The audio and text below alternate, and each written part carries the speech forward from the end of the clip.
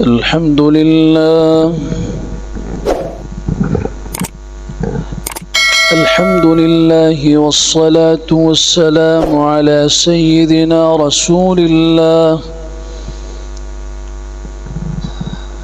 وعلى آله وصحبه ومن سار على نهجه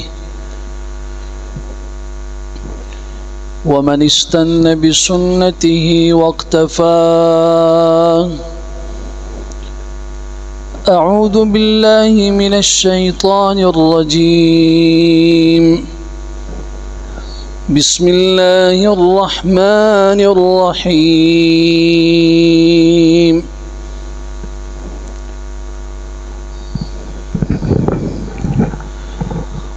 وذروا ظاهر الإثم وباطنه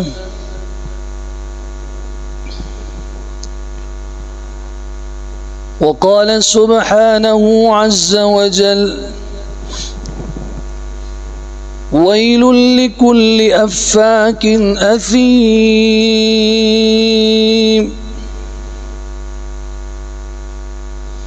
وقال عز وجل هل أنبئكم على من تنزل به الشياطين تنزل على كل أفاك أثيم.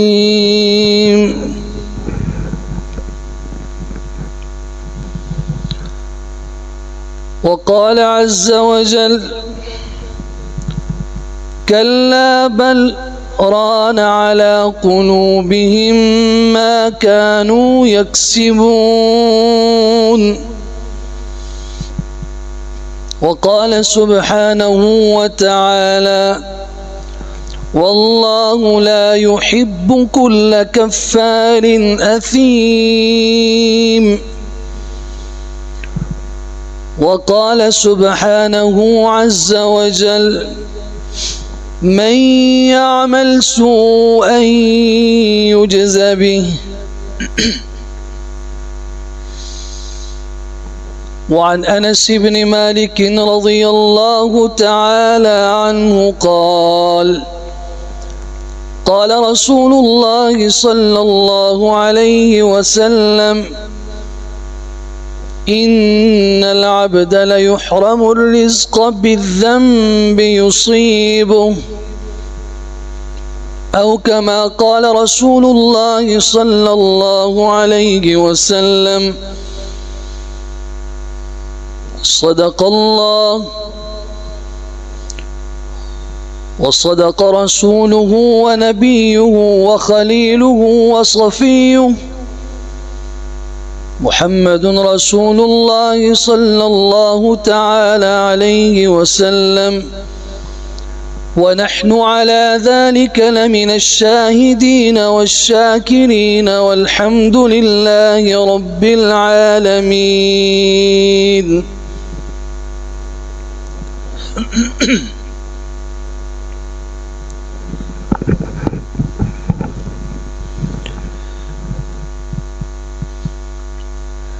عزیزان گرامی،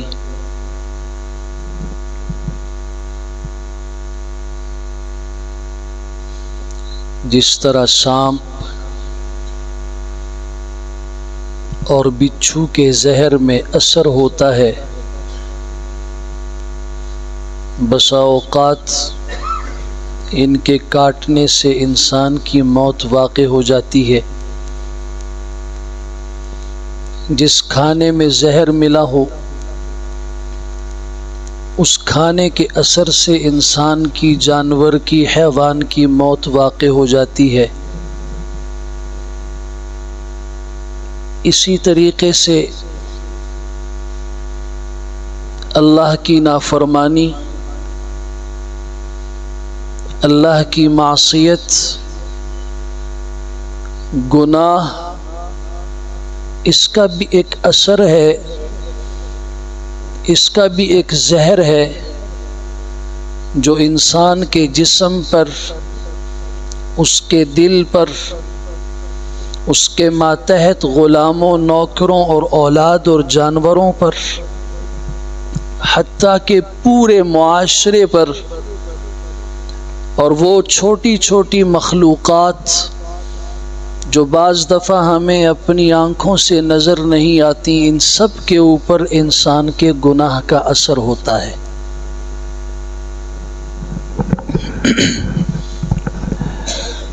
انسان شکایت کرتا ہے کہ میں بیمار ہو گیا، میرا بچہ اچانک بیمار ہو گیا۔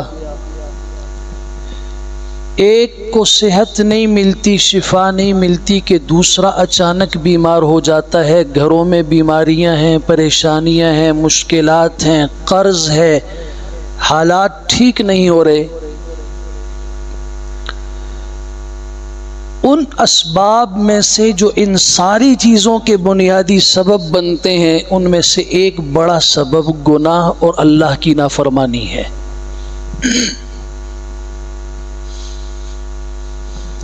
قرآن مجید سورۃ انعام آیت 120 میں ہم سب کو یہ حکم دیتا ہے، وَذَرُوا ظَاهِرَ الْإِثْمِ وَبَاطِنَهُ، جو گناہ ظاہر کا ہے اس کو بھی چھوڑ دو، جو گناہ باطن کا ہے، پوشیدہ ہے، چھپا ہوا ہے، اسے بھی چھوڑ دو۔ سورہ جاثیہ کی آیت 7 میں اللہ رب العزت ایک دوسرے انداز سے ہمیں گناہ کی نحوست اور اس کے برے اثرات سمجھاتے ہیں۔ وَيْلٌ لِكُلِّ أَفَّاكٍ أَثِيمٍ، ہر جھوٹا شخص، جھوٹ بنانے والا اور گناہ کرنے والا، گناہگار، ان سب کے لیے اللہ کی طرف سے پھٹکار ہے، ہلاکت ہے اور جہنم کی ایک خطرناک وادی ہے۔ سورہ شعراء کی آیت 221 میں مجھے اور آپ کے ضمیر کو جھنجھوڑ کے بیدار کر کے کہا گیا، هل انبئکم علی من تنزل الشیاطین، کیا میں تمہیں بتاؤں کہ شیطان کس کے پاس اترتے ہیں؟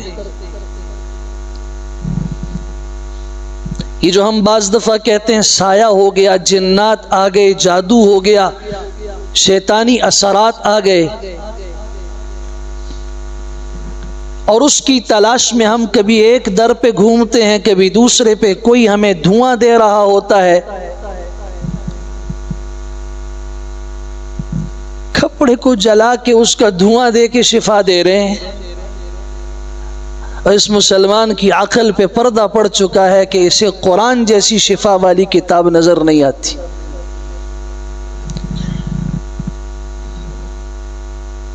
سورہ فاتحہ جسے ہر مسلمان نماز کی ہر رکعت میں پڑھتا ہے، اسے وہ سورت بھول جاتی ہے، تو کوئی اسے دھواں دے رہا ہے، کوئی اسے دھوپ دے رہا ہے، کوئی اس کے منہ پہ تھوک رہا ہے، کوئی اسے پانی دے رہا ہے، کوئی تعویذ دے رہا ہے، کوئی کیا دے رہا ہے۔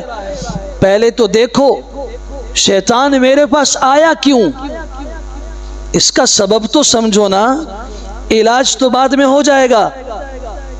اگر بیماری موجود رہے، سبب موجود رہے، علاج کا کوئی فائدہ ہوگا؟ جس چیز سے بیماری پیدا ہوئی، جو چیز بیماری کی سبب ہے، پہلے اسے دور کرو۔ هل انبئکم علی من تنزل الشیاطین، کیا میں تمہیں بتاؤں شیطان کس کے پاس اترتے ہیں؟ تنزل علی کل افاک اثیم، ہر وہ شخص جو جھوٹ گڑنے والا ہوتا ہے، گناہگار ہوتا ہے، گناہوں میں آلودہ ہوتا ہے، شیطان اس کے پاس اترتے ہیں۔ تو پہلے تو یہ سمجھو شیطان کیسے بھاگے گا؟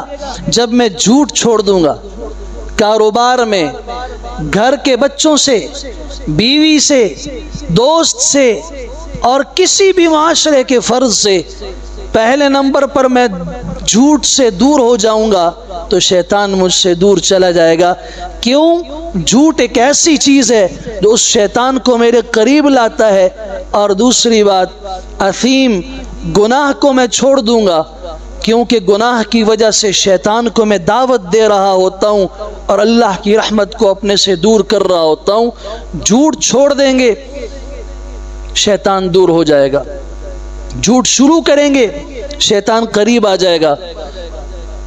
اور آپ سنن ترمذی کی وہ حدیث بھی دل پہ لکھ لیجئے، آپ علیہ السلام نے فرمایا جب بندہ اپنی زبان سے جھوٹ کا ایک جملہ بولتا ہے، فرشتے 1 میل اس سے دور چلے جاتے ہیں۔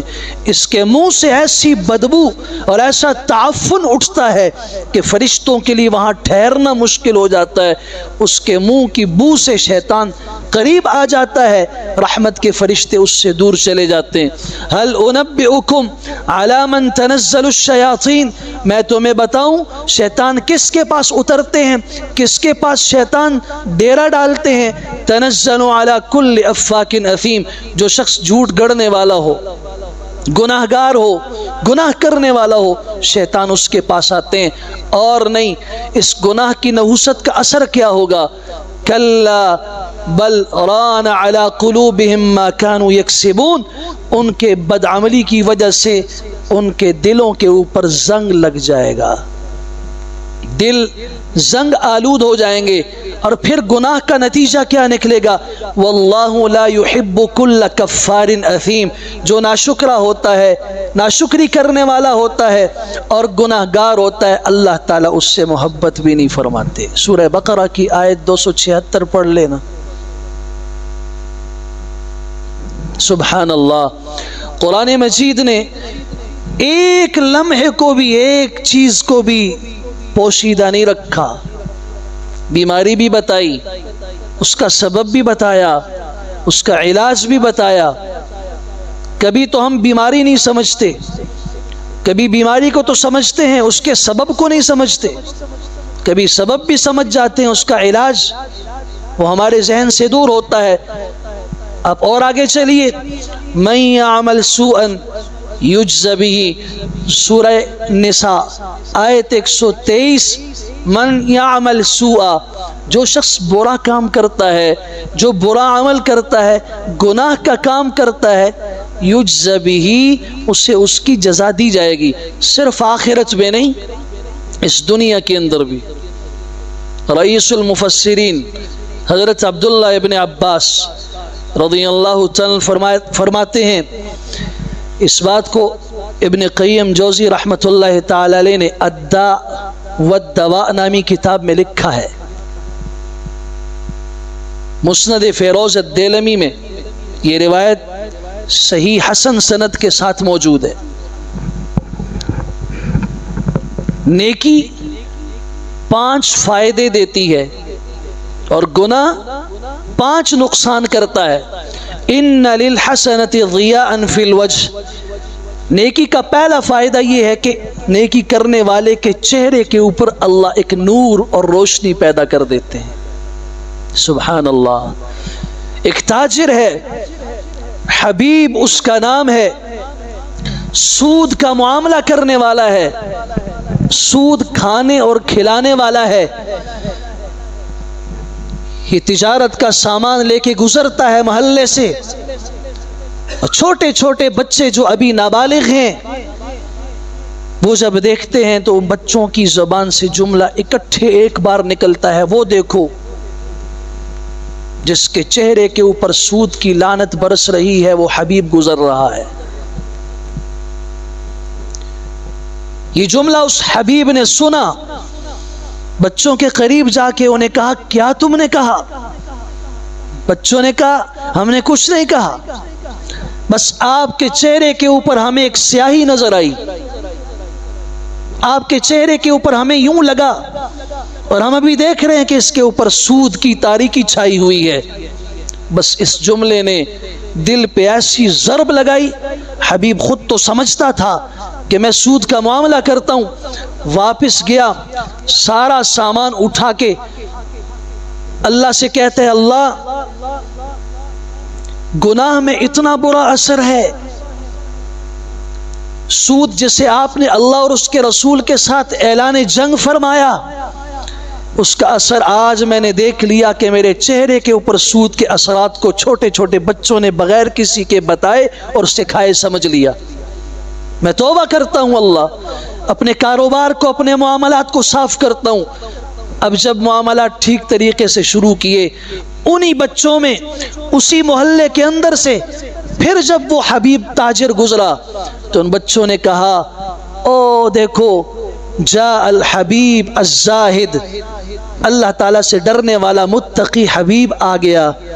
وہی حبیب تھا، اس کے چہرے کی سیاہی جو سود کی سیاہی تھی، اللہ اور اس کے رسول کے ساتھ جنگ کی بدعملی کی سیاہی تھی، آج جب توبہ تائب ہو کر وہ نیکی کر کے اپنے معاملات و تجارت کو صاف کر کے وہاں سے گزرا تو اللہ نے بچوں کو اس کے چہرے میں ایک نور دکھا دیا، زہد، تقوی اور عبادت کا۔ جاء الحبیب الزاہد۔ رئیس المفسرین حضرت عبداللہ ابن عباس فرماتے ہیں، ان للحسنۃ ضیاء فی الوجہ، نیکی کے اندر پہلا فائدہ یہ ہے اللہ تعالیٰ چہرے کو روشن کر دیتے ہیں۔ سیماہم فی وجوہہم من اثر السجود، سجدے کے نشان ان کے چہروں پر۔ اس کا یہ مطلب نہیں یہاں محراب بنا ہوا ہو، نہیں، سجدے میں خوبصورتی ہے، اللہ کے سامنے جھکنے میں خوبصورتی ہے، اللہ کے سوا کسی اور کے سامنے جھکنے میں ذلت ہے۔ جب اللہ کے سامنے انسان جھکتا ہے اس کے چہرے میں اللہ ایک نور پیدا کر دیتے ہیں، وہ سیاہ کیوں نہ ہو، وہ کالا حبشی کیوں نہ ہو، اس کے چہرے میں ایک خوبصورتی، ایک نور ہوتا ہے۔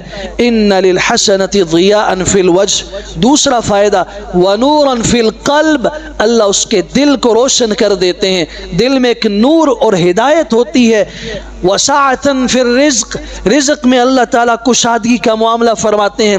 وقوۃ فی البدن، اس کے جسم میں اللہ قوت اور طاقت پیدا کر دیتے ہیں، نیک عمل کی طرف وہ ہمیشہ مستعد رہتا ہے۔ ومحبۃ فی قلوب الناس، فی قلوب الخلق، مخلوق کے دل میں اس کی محبت اللہ ڈال دیتے ہیں۔ یہ نیکی کے 5 اثرات ہیں، اور اس کے مقابلے میں برائی، گناہ، ان للسیئہ، جو برائی ہے اس کے لیے ایک سوادن فی الوجہ، اس کا پہلا نقصان یہ ہے کہ گناہ اور معصیت کی وجہ سے انسان کے چہرے پہ سیاہی آ جاتی ہے۔ یہ کتنا میک اپ کیوں نہ کر لے، یہ بظاہر کتنا خوبصورت کیوں نہ ہو، سفید و سرخ ہو کر بھی بدعملی اور گناہ کی سیاہی اللہ اس کے چہرے کے اوپر ظاہر کر دیں گے اس دنیا میں۔ اور یہاں ایک حدیث ضمن عرض کر دوں، پوچھا گیا اللہ کے رسول صلی اللہ علیہ وسلم، قیامت کے دن آدم علیہ السلام کی ساری اولاد جب اللہ کے دربار میں پیش ہوگی، اور یہ اربوں کھربوں لوگ جن کی تعداد کو اللہ کے سوا کوئی نہیں جانتا، ان میں کیف تعرف امتک، آپ اپنی امت کے لوگوں کو کیسے پہچانیں گے، آپ کو کیسے پتہ چلے گا یہ آپ کی امت کے لوگ ہیں؟ تو رسول اکرم صلی اللہ علیہ وسلم نے کیا فرمایا؟ آپ نے فرمایا یہ جو تم وضو کرتے ہو نا، وضو جو کرتے ہو، اس وضو کے اثرات کی وجہ سے قیامت کے دن میرے امت کے چہرے اور میری امت کے لوگوں کے ہاتھ، ان کے بازو، ان کے اعضائے وضو چمک رہے ہوں گے، اور اس چمک سے میں پہچان لوں گا کہ یہ میری امت کے لوگ ہیں۔ پھر ایک موقع پر غزوے سے واپسی پر پانی تھوڑا تھا، صحابہ کرام نے وضو کیا، کچھ حضرات کی ایڑیاں صحیح طریقے سے نہیں دھلیں، سنن ترمذی کے الفاظ ہیں، حضرت جابر بن عبداللہ رضی اللہ عنہ کی روایت ہے، ان کی ایڑیاں خشکی کی وجہ سے چمک رہی تھیں۔ آپ علیہ السلام نے دیکھ کے فرمایا ویل للاعقاب من النار، دوسری روایت میں ویل للعراقیب من النار، یہ جو ایڑیاں خشک ہیں، صحیح طریقے سے ان کو نہیں دھویا گیا، ان کے لیے جہنم کی آگ کی ہلاکت میں دیکھ رہا ہوں۔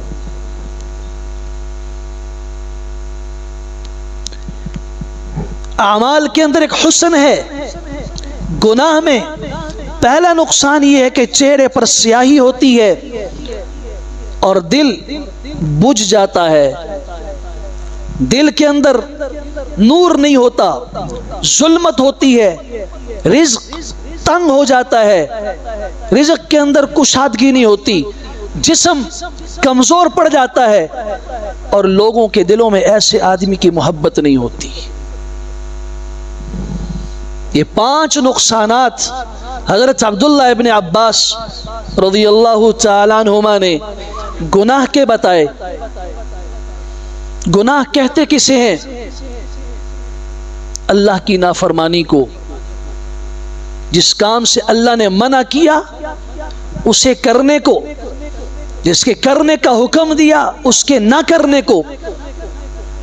قرآن مجید نے کہیں پہ اس کو معصیت کہا، کہیں اسے عصیان کہا، کہیں اسے ذنب کہا، کہیں اسے اثم کہا، کہیں اسے سیئہ کہا، کہیں اسے خطیہ کہا، کہیں اسے فسوق کہا، کہیں اس کو فسق کہا، کہیں پہ اس کو حوب فرمایا، انہو کان حوبا کبیرا، کہیں پہ اس کو فساد قرار دیا، اور کہیں پہ اس کو عتو کہا، عتوا کبیرا۔ یہ سارے کلمات گناہ کے لیے قرآن مجید نے استعمال کیے۔ اللہ کی نافرمانی۔ بیٹا اگر باپ کی بات نہ سنے باپ خوش ہوتا ہے؟ شاگرد اگر استاد کی بات سے منہ موڑ دے، اور اگر نوکر اپنے باپ اور اپنے اس مالک اور آقا کی بات سے منہ موڑ دے، وہ اسے ناراض ہو جائے گا۔ بعض دفعہ باپ کہے گا کہ تمہارے لیے میرے گھر کے دروازے بند، مالک کہے گا تم نوکری کے قابل نہیں ہو، تنخواہ کس چیز کی دیتا ہوں۔ آپ انہی معاملات کو ذرا اللہ کے ساتھ کر کے تو دیکھیے نا، نافرمانی کس کی کر رہے ہیں؟ اللہ کی۔ کھاتے بھی اسی کا ہیں، پیدا بھی اسی نے کیا، سانس بھی جو لے رہے ہیں اور جو نکال رہے ہیں اسی کا کر رہے ہیں، جی رہے ہیں اسی کے حکم سے جی رہے ہیں، اور کائنات کی ساری وسعتیں میرے اور آپ کے لیے ایک اللہ نے پیدا کی ہیں۔ اور جب اس اللہ کا حکم آ جائے اس کے توڑنے کا نام اسم ہے، گناہ ہے، خطیہ ہے، معصیت اور بغاوت ہے۔ اس کا نقصان کیا ہوگا؟ یاد رکھیے، نیک عمل سے پہلی بات یہ ہے دل روشن ہوتا ہے، برے عمل اور گناہ سے دل کے اوپر زنگ لگتا ہے، اور صرف زنگ نہیں لگتا، وہ زنگ آگے بڑھتے بڑھتے بڑھتے سیاہی کا روپ اختیار کرتا ہے، سیاہ ہوتے ہوتے پھر اس پر پردے پڑ جاتے ہیں، پھر پردوں سے جب آگے معاملہ ہوتا ہے تاریکی چھا جاتی ہے، پھر تاریکی اتنی چھا جاتی ہے کہ وہ دل سیاہ ہو جاتا ہے، اس پہ مہر لگ جاتی ہے اور اس پہ تالے لگ جاتے ہیں، اور پھر باہر کی خیر کتنی ہی کیوں نہ ہو پھر اور تو اور عالم تو عالم رہ گیا، نیک آدمی کی نصیحت تو ایک طرف رہ گئی، اگر پیغمبر بھی اس کے سامنے کھڑا ہو اور وہ پیغمبر بھی اپنی مبارک زبان اور پاکیزہ زبان سے اس کو دعوت دینے کی اسے سمجھ میں نہیں آتا۔ کلا بل ران علی قلوبہم ما کانوا یکسبون، ان کے اعمال کی وجہ سے ان کے دلوں پر زنگ لگ گیا۔ افلا يتدبرون القرآن ام على قلوب اقفالها، یہ قرآن کریم میں غور کیوں نہیں کرتے، قرآن کو سمجھ کے کیوں نہیں پڑھتے، یا ان کے دلوں پر قفل اور تالے لگ گئے ہیں۔ ثم قست قلوبكم من بعد ذلك، اس کے بعد تمہارے دل سخت ہو گئے، فہی کالحجارہ، پتھر کی طرح سخت ہو گئے، او اشد قسوہ، پتھر بھی کم سخت ہوتا ہے، پتھر سے بھی ان کے دل زیادہ سخت پڑ گئے۔ یہ انسانوں کے دلوں کے بارے میں کہا جا رہا ہے۔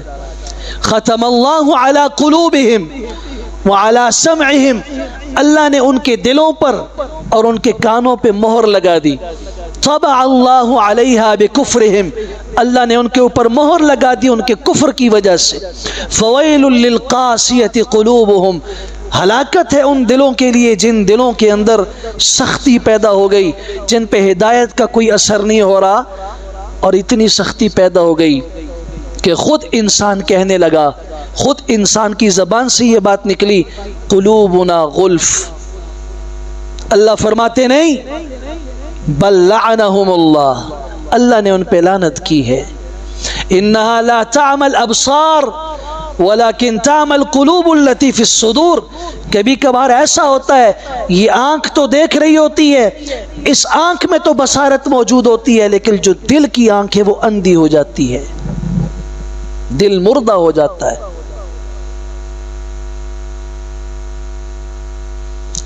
قبرص فتح ہوا، وہ قبرص جو یورپ کا ایک ملک ہے جس کو آج کے دور میں کیپرس کہا جاتا ہے، یا بعض اس کو سائپرس کہتے ہیں۔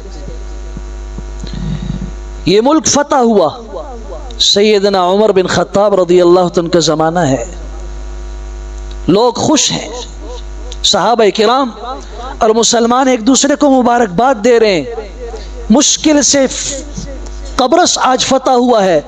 ایک صحابی رسول سیدنا ابو دردہ رضی اللہ عنہ بیٹھے ہوئے رو رہے ہیں۔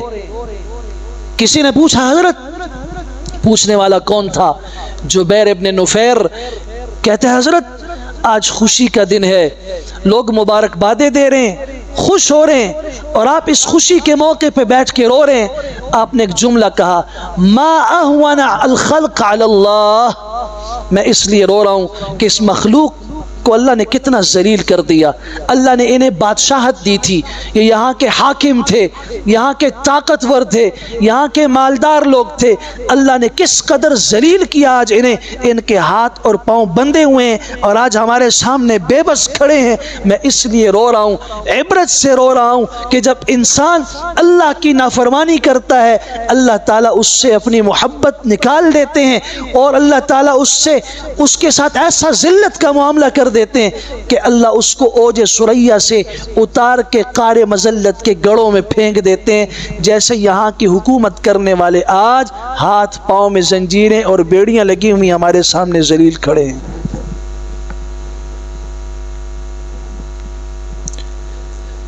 کیا مطلب؟ گناہ اور نافرمانی انسان کو اللہ کی نظروں میں ذلیل کر دیتا ہے، اور جب انسان اللہ کی نظروں میں ذلیل ہو جائے، مجھے بتائیے اسے کوئی عزت دے سکتا ہے؟ پھر یہ جو دنیا میں ہم دیکھتے ہیں کہ اس کی عزت کی جا رہی ہے، جھوٹی عزت ہے، یہ عزت نہیں ہے، یہ جھوٹ ہے۔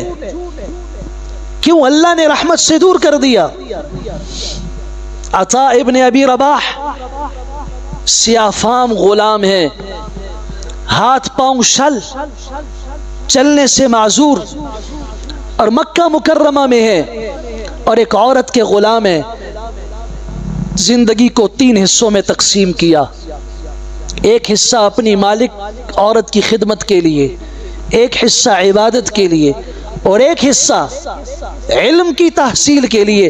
مسجد حرام میں حضرت عبداللہ ابن عباس رضی اللہ تعالیٰ عنہ کی خدمت میں بیٹھ کے ان سے قرآن پڑھا کرتے تھے، قرآن کی تفسیر پڑھا کرتے تھے۔ سیدنا ابو ہریرہ کی خدمت میں بیٹھ کے ان سے قرآن اور حدیث سیکھتے تھے۔ عبداللہ ابن عمر، عبداللہ ابن زبیر رضی اللہ تعالیٰ عنہ جیسے صحابہ کرام کے پاس بیٹھ کے ان سے دین سیکھتے تھے۔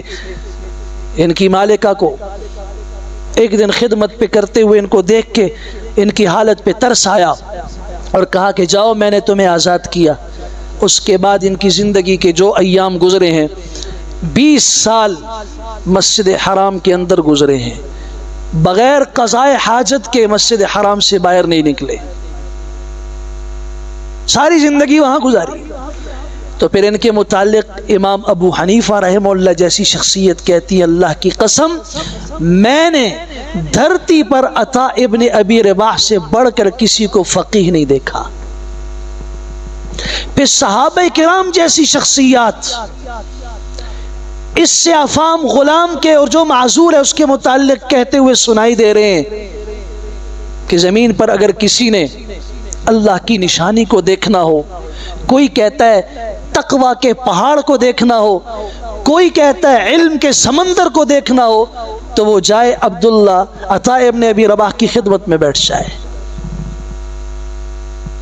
پھر بیت اللہ کا طواف ہو رہا ہے، اور اس طواف کے دوران خلیفہ آ گیا ہشام ابن عبد الملک، اس کے ساتھ اس کے خادم ہیں، ہٹو بچوں کی صدا۔ کسی نے کوئی فکر نہیں کی، یہ اللہ کا گھر ہے، یہاں کسی کی بادشاہت نہیں چلتی۔ یہاں سارے بندے بن کر، غلام بن کر، عاجز بن کر اللہ کے دربار میں پیش ہوتے ہیں۔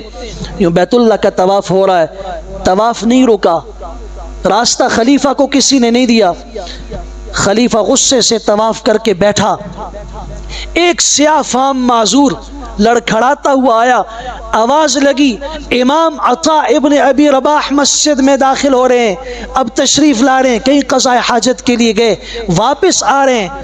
طواف بھی رک گیا، راستہ بھی بن گیا، اور بالکل بیت اللہ کے سائے میں وہ شخص لنگڑاتے ہوئے آ کے بیٹھا۔ خلیفہ غصے سے سرخ ہو گیا، میں خلیفہ ہوں، اموی خاندان کا چشم و چراغ ہوں، میرے ساتھ یہ معاملہ، اور یہ سیاہ فام آدمی کون ہے؟ بتایا گیا کہ یہ وہ شخص ہے جس کی محبت اللہ نے لوگوں کے دلوں میں پیدا کی ہوئی ہے، یہ عالم ہے، فقیہ ہے اس امت کا، عطا ابن ابی رباح ہے۔ اگر اس کی حکومت بدن پر نہیں ہے، لوگوں کے دلوں پر ہے، تب اس نے اپنے بیٹوں کو بھی خدمت میں پیش کیا اور کہا ہم تو شرق و غرب میں حکومت کر سکتے ہیں، عراق شام ان علاقوں میں ہماری حکومت ہے، اور چین تک ہماری حکومت ہے، لیکن اللہ کی قسم جو حکومت اللہ نے اس لنگڑے سیاہ فام غلام کو دی ہے وہ ہمارے تصور سے بڑھ کر ہے، اس کے قدموں میں بیٹھو، جو اس کے پاس ہے وہ سیکھو، اللہ تمہیں بھی معزز کر کے چمکا دے گا۔ محمد بن عبد الرحمن الاوقس، ان کے یہ کندھے باہر نکلے ہوئے اور گردن اندر جھکی ہوئی، اندر کی طرف چھپی ہوئی۔ محمد بن عبد الرحمن الاوقس، سبحان اللہ۔ ماں نے کہا بیٹا مسخرہ بن گئے ہو، اس کارٹون ہوتا ہے جیسے، تمہیں بچے دیکھ کے ہنستے ہیں، تمہیں لوگ دیکھ کے تمہارا مذاق اڑاتے ہیں، یہ کیسا انسان ہے؟ جاؤ کچھ بنو، تمہیں اللہ عزت دے۔ کہا ماں کیا بنوں؟ علم حاصل کرو، نیکی کے ساتھ تقوی کے ساتھ تعلق جوڑو۔ تعلق جوڑا، پھر یہی محمد بن عبد الرحمن الاوقس 20 سال تک مکہ مکرمہ کے قاضی رہے۔ نیکی سے انسان قیمتی ہوتا ہے، گناہ سے سب سے بڑی بات یہ ہے کہ دل میں بے نوری پیدا ہوتی ہے اور دل پہ غلاف مہر لگتی ہے، اور پھر انسان اللہ کی نظروں سے گر جاتا ہے۔ دوسرا بڑا نقصان گناہ کا یہ ہوتا ہے انسان کے جسم میں کمزوری پیدا ہوتی ہے۔ حضرت ابو بکر صدیق رضی اللہ تعالیٰ عنہ کی بیٹی ہیں حضرت اسما، اما عائشہ صدیقہ رضی اللہ تعالیٰ عنہ کی بڑی بہن ہے حضرت اسما۔ زبیر ابن العوام رضی اللہ عنہ کی بیوی ہیں، شوہر وہ ہے جو 10 مبشرہ میں سے ایک ہے، شوہر وہ ہے جس کے متعلق اللہ کے رسول صلی اللہ علیہ وسلم نے فرمایا ہر نبی کا جنت میں ایک خاص حواری ہوگا، میرا حواری یہ زبیر ابن عوام ہے۔ ان کی بیوی ہیں حضرت اسما۔ سر میں درد ہوا، فرمانے لگی لگتا ہے کہ کوئی غلطی اور خطا ہو گئی، اللہ کے حق میں کوئی نافرمانی ہوئی جس کا اثر سر کے اوپر ظاہر ہو گیا ہے۔ اللہ اکبر کبیرہ۔ امام حسن پہ قرضہ چڑھ گیا، فرمایا 40 سال پہلے ایک غریب کو اس کی غربت کا تانا دیا تھا، لگتا ہے آج اس تانے کی وجہ سے اللہ نے پکڑ کر دی اور مجھ پہ قرضہ چڑھ گیا۔ یہ وہ لوگ تھے جو ہماری طرح یہ نہیں کہ بھئی میرے گناہوں کا ذمہ دار کوئی اور ہے، یہ اپنے حالات کے تغیر کو خود اپنے دل کی روشنی میں دیکھا اور پرکھا کرتے تھے۔ کیا ہوا؟ لگتا ہے مجھ میں کوئی نقصان پیدا ہوا، شاید میرے اندر کوئی ایسی خرابی پیدا ہوئی، پھر اس گناہ کا بڑا اثر جہاں جسم پہ پڑتا ہے وہاں اولاد اور ماتحتوں پہ پڑتا ہے۔ رسول اکرم صلی اللہ علیہ وسلم نے فرمایا جب کوئی اس دھرتی پہ ظلم کرتا ہے اس کے ظلم کا اثر تمام مخلوقات پہ، یہاں تک کہ حبارہ پر، حبارہ اس پرندے کو کہتے ہیں جس کو آپ اردو میں سرخاب کہتے ہیں، آپ نے فرمایا سرخاب پہ بھی اس کے ظلم کا اثر اتنا ہوتا ہے کہ اگر اس کو پیاس لگے، اس کے بچوں کو پیاس لگے، اس پرندے کی عادت یہ ہے کہ وہ پانی کی تلاش میں میلوں لمبا سفر کرتا ہے، لیکن اس کے گھونسلے کے نیچے درخت کی جڑ میں پانی موجود ہوتا ہے، وہ وہیں پہ بچوں کے ساتھ سسک سسک کے جان تو دے دیتا ہے، لیکن اس ظالم کے ظلم کا اثر اس پرندے پر بھی یہ ہوتا ہے کہ وہ اپنے بچوں کے لیے پانی اتنے قریب تلاش کرنے کے لیے اس درخت کی جڑ تک نہیں اترتا۔ اللہ اکبر کبیرہ۔ تب تو ایک صحابی نے کہا جب دیکھو اولاد نافرمانی کر رہی ہے سمجھ جاؤ کہ تم نے کہیں اپنے اللہ کو ناراض کیا ہے، اللہ کی نافرمانی کی ہے، تم نے اپنے رب کو ناراض کیا اس لیے اولاد تمہیں ناراض کر رہی ہے، تم نے اپنے رب کی نافرمانی کی تو کیا سمجھتے ہو کہ جانور تمہاری فرمانبرداری کریں گے؟ اس لیے میں ہمیشہ کہا کرتا ہوں، بہت دفعہ یہ ہوتا ہے کہ بھینسوں والے اور جانوروں والے لوگ کہتے ہیں جی پیڑا دم کر کے دے دیں اور ہمیں فلاں چیز دم کر کے دے دیں، بھینس دودھ نہیں دیتی، چارہ ٹھیک کھاتی ہے اور اچھا خاصا کھاتی ہے، جو خدمت میں کر رہا ہوں اس پہ وہ راضی ہے، اور اس سے جو مجھے صرف دودھ ملتا ہے وہ دودھ نہیں دیتی، اس وقت کھڑی نہیں ہوتی، مستی شروع کر دیتی ہے، اور سواری اگر ہے اس پہ سوار ہونا چاہتا ہوں وہ سواری سوار ہونے نہیں دیتی۔ تو کسی اللہ کے ولی نے کتنی خوبصورت بات لکھی، فرمایا اس موقع پہ غور کیا کرو، جانور تمہارے ماتحت ہے، اس کو تمہارے ماتحت کس نے کیا؟ اللہ نے کیا۔ اللہ تمہیں یہ پیغام دینا چاہتے ہیں، تمہیں سمجھانا چاہتے ہیں کہ آنکھ کھول دو، بیدار ہو جاؤ، جب تم اپنے رب کی نافرمانی کرو گے تمہاری اولاد اور تمہارے ماتحتوں میں، غلاموں میں، حتیٰ کہ جانوروں میں بھی اس کا اثر ظاہر ہوگا، وہ تمہاری نافرمانی کریں گے۔ اس لیے وہاں بجائے کسی تعویذ ڈھونڈنے کے وہاں تھوڑی دیر رک جاؤ اور اللہ کے ہاں توبہ کرو، اللہ میرے گناہ مجھے نہیں معلوم، مجھے معاف کر دے کہ میرے ماتحتوں نے میرے ساتھ ظلم کا معاملہ شروع کر دیا ہے، ان میں سرکشی اور طغیان پیدا ہو گیا۔ پھر پورے معاشرے پر، ارد گرد کے پورے ماحول کے اوپر جن کے اندر مخلوقات کی تمام اقسام شامل ہیں، ان سب کے اوپر انسان کے گناہوں کا اثر ہوتا ہے، گلی میں، شہر میں، محلے میں، پورے ملک پر۔ رسول اکرم صلی اللہ علیہ وسلم نے فرمایا جب انسانوں میں چند گناہ پیدا ہو جائیں اور میری امت میں خاص طور پر، تو اللہ تعالیٰ ان کے ساتھ بھی ایسے معاملے کرے گا۔ اس میں آپ علیہ السلام نے فرمایا جب میری امت کے اندر ناپ تول میں کمی کا گناہ پیدا ہو جائے، ناپ تول میں کمی شروع کر دیں، اس کی سزا یہ ہوگی کہ اللہ تعالیٰ ان کی معیشت کو تباہ و برباد کر دے گا۔ آج اپنی معیشت کو دیکھو، معیشت میں استحکام اور استقرار ایک جگہ پہ کھڑی ہو جائے، دکاندار سے پوچھو، نہ وہ مطمئن ہے اور نہ لینے والا مطمئن ہے، آج کیا ریٹ، صبح کیا بنے گا۔ جب ناپ تول میں میری امت کمی کرے گی اللہ ان کی معیشت کو تباہ و برباد کر دے گا۔ یہ ٹھیک کرنے کی تدبیریں کریں گے، معیشت تباہ ہوگی۔ کیوں؟ بیماری آج بھی موجود ہے ناپ تول میں کمی کی۔ پھر جب ان میں خیانت عام ہو جائے گی، امانت نہیں خیانت کا معاملہ کریں گے، اللہ ان کے اوپر ان کے دشمن کو مسلط کر دے گا، اور دشمن کا خوف ان کے دلوں میں ہر وقت رہے گا۔ پھر جب ان میں زنا عام ہو جائے گا، بدکاری عام ہو جائے گی، تو اللہ تعالیٰ ان کے ساتھ یہ معاملہ کریں گے، ایسی ایسی بیماریاں ان پر مسلط کر دیں گے جو نہ انہوں نے سنی ہوں گی، نہ ان کے باپ دادوں نے ان کے نام سنے ہوں گے، اور کثرت سے ان میں اموات ہونا شروع ہو جائیں گی۔ یہ آج سے 1450 سال پہلے مدینہ کی سرزمین پہ آپ کے اور میرے پیغمبر صلی اللہ علیہ وسلم نے فرمایا تھا۔ آج اس نقشے کو اپنی نگاہوں کے سامنے کر کے دیکھ لیجئے۔ پھر جب یہ وعدہ خلافی کریں گے تو اس وعدہ خلافی کے نتیجے میں جہاں ان کے دلوں میں دشمن کا خوف اللہ نے پیدا کیا تھا، اللہ ان کے اوپر دشمن کو مسلط کر دے گا۔ جب یہ لوگ زکوٰۃ میں اور صدقے میں بخل شروع کریں گے،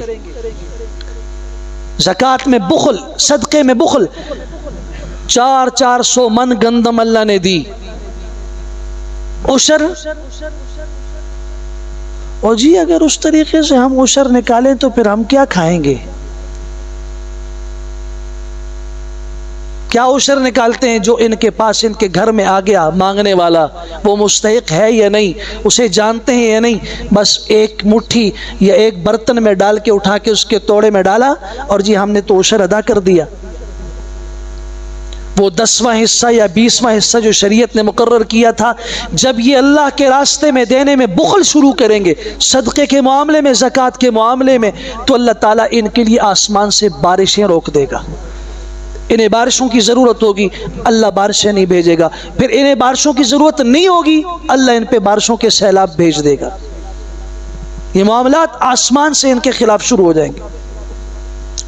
اللہ تعالیٰ ہمیں اپنے ساتھ معاملے کو درست کرنے کی توفیق عطا فرمائے، اور گناہوں کی لذت جو جھوٹی لذت ہے، اللہ اس کو ہمارے دلوں سے دور کر کے حقیقت میں اللہ اپنی اطاعت اور معرفت کی محبت ہمارے دلوں میں پیدا فرمائے۔ وآخر دعوانا الحمدللہ رب العالمین۔